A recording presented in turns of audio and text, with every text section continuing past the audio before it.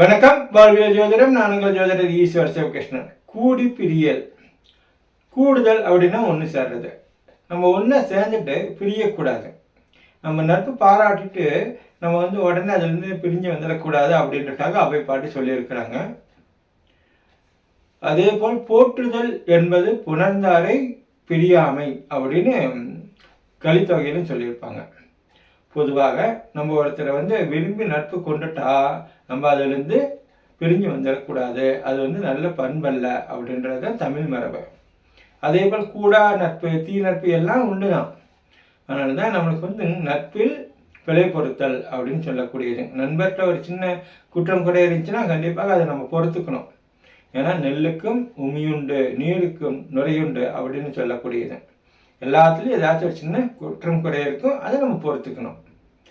அதே போல் நம்ம நட்பு பாராட்டுறதுக்கு முன்னாலே ஆராய்ச்சியும் பண்ணிக்கணும். நல்லவங்க தானா என்ன ஏதுன்னு நம்ம தெளிவடைஞ்சு பின்னால தான் நட்பு பாராட்டணும். ஏன்னா பேய்கோட பழகினாலும் பிரியுது கஷ்டம் அப்படின்னு சொல்லுவாங்க. கண்டிப்பாக நட்பு பாராட்டிட்டு பிரியக்கூடாது. நம்ம நண்பர் தீய செயல் செஞ்சுட்டா ஐயோ அவர் இந்த மாதிரி செய்யக்கூடிய ஆள் இல்லையே அப்படின்னு நம்ம சமாதானம் பண்ணிக்குவோம்.